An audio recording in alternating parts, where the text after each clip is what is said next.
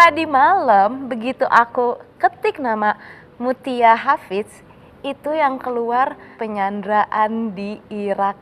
Ya Kak, aku pengen tahu dari Kak Mutia sendiri gimana Kak kronologi kejadiannya bisa disandra seperti itu. Aku nggak mau bilang nggak happy sih, karena pengalaman itu banyak mengajarkan saya life lessons gitu ya. Makanya aku bilang tadi, kenapa? Oh no, nanti aku nangis lihatnya.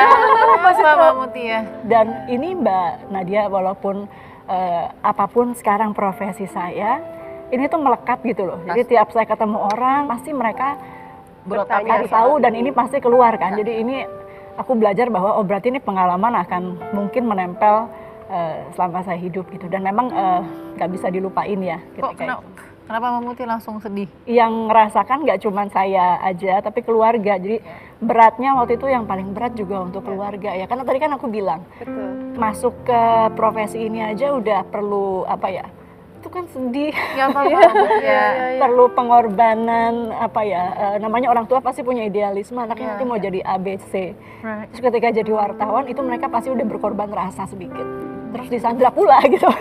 Jadi ibu saya waktu itu berat sekali memang menerimanya, dan hebatnya ketika saya pulang masih boleh loh jadi wartawan meskipun dia waktu itu berat banget gitu, karena dia tahu justru ketika pulang mungkin dia makin sadar lagi bahwa ya anak ini sampai ke Irak aja dia mau, dia nggak kelihatannya ikhlas gitu, karena ya seperti apa sih dari sisi yang berbeda melihat apa yang terjadi di Irak gitu. Jadi memang semangat sekali waktu itu. Nggak pernah kebayang sih waktu itu disandra, tapi terus kemudian but it could have gone both ways gitu loh Mbak. Ya. Ketika itu terjadi ya akhirnya fate, kita nggak ikhlas aja waktu itu. Soalnya kalau nggak mau ikhlas juga gimana, ngelawan juga nggak bisa ya, dibawa di gurun. Terus itu kondisi juga sedang ada pertempuran dengan Amerika Serikat dan koalisi, jadi pesawat-pesawat tempur Amerika, tentara-tentara Amerika itu juga ada di udara. Jadi selama di dalam itu menunggu bantuan dalam bentuk informasi seperti presiden. Dan tidak ada informasi karena semua alat komunikasi diambil. Jadi selama 10 hari itu hanya menunggu. Kita yang biasanya wartawan biasanya kan cepat ya, deadline dan lain-lain. Ini benar-benar 7 hari itu betul-betul menunggu. Sempat nggak sih ada pikiran yang wah udah nih selesai nih kayak hidup gue di awal. Di awal ngerasanya gitu. Waktu itu ayah saya juga sudah nggak ada dan baru beberapa bulan, jadi saya sempat mikir oh ya udah ini kayaknya nyusul apa gimana gitu ya. Jadi sempat gitu di awal. Di dalam keadaan seperti itu katanya Kak Mutia itu sempat bernegosiasi dengan para untuk mujahidin untuk bertahan hidup.